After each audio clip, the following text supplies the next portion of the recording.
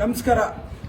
ಕುಣಿಗಲ್ ತಾಲೂಕಿನ ಎಲ್ಲ ರೈತಾಪಿ ಕುಟುಂಬ ವರ್ಗದವರಿಗೆ ಸರ್ಕಾರದ ವತಿಯಿಂದ ರಾಗಿ ಖರೀದಿ ಕೇಂದ್ರವನ್ನು ರಿಜಿಸ್ಟ್ರೇಷನ್ ನೋಂದಾಯಿಸಿಕೊಳ್ಳಲಿಕ್ಕೆ ನಾನು ಬರುವ ಮಂಗಳವಾರ 21ನೇ ತಾರೀಕು ಶುರು ಮಾಡ್ತಾ ಇದ್ದೇನೆ.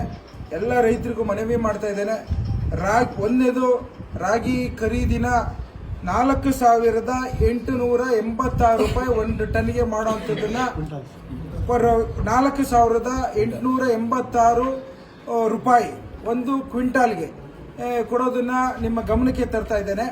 ಹಾಗೂ ಇಂದಿನ ವರ್ಷ ನಾವು ಪ್ರತಿ ರೈತರಿಗೆ 20 ಕ್ವಿಂಟಾಲ್ ಮಾತ್ರ ಮ್ಯಾಕ್ಸಿಮಮ್ ಇತ್ತು. ಈ ಸಲ 50 ಕ್ವಿಂಟಾಲ್ ವರೆಗೂ ಒಬ್ಬ ರೈತನಿಗೆ ಖರೀದಿ ಅವರು ಪ್ರೊಕ್ಯೂರ್ಮೆಂಟ್ ಮಾಡಲಿಕ್ಕೆ ಅವಕಾಶವಿದ್ದು ತಾವು 50 ಕ್ವಿಂಟಾಲ್ ವರೆಗೂ ನಿಮ್ಮ ಹೆಸರಿನಲ್ಲಿ ಖರೀದಿ ಮಾಡಲಿಕ್ಕೆ ಸರ್ಕಾರ ತಯಾರಿದೆ ಅಂತ ಹೇಳಲಿಕ್ಕೆ ಇಚ್ಛೆಪಡ್ತೇನೆ.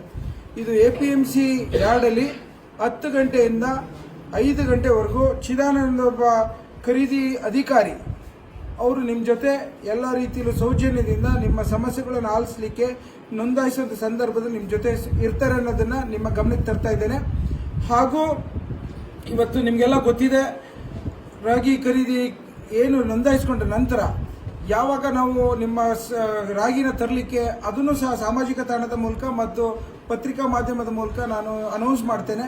ಆ ನಂತರ ಇದೆಲ್ಲದಕ್ಕಿಂತ ಇಂಪಾರ್ಟೆಂಟು, ಮುಖ್ಯವಾಗಿ ನೀವು ಫ್ರೂಟ್ ಐಡಿಲಿ ಸರ್ವೆಗಳನ್ನು ಮಾಡಿಸ್ಕೊಳ್ಳೋಂಥದ್ದು ಪ್ರಕ್ರಿಯೆಯನ್ನು ಮುಗಿಸ್ಬೇಕು.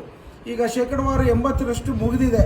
ಇನ್ನು ಯಾರ್ಯಾರು ರೈತರುಗಳು ತಾವು ಬೆಳೆದಿರೋಂಥ ಎಲ್ಲ ವಿಚಾರಕ್ಕೆ ತಮ್ಮಲ್ಲಿ ಏನು ರಾಗಿಗಳು ಆಗಲಿ ಬೇರೆ ಬೇರೆ ಯಾವುದಾದಿದೆ ಸರ್ವೆಗಳನ್ನ ಅದು ಫ್ರೂಟ್ ಐಡಿ ಮೂಲಕ ಮಾಡಿದ್ರೆ ರಾಗಿ ಆದರೆ ರಾಗಿನ ತೆಗೆದುಕೋತಾರೆ.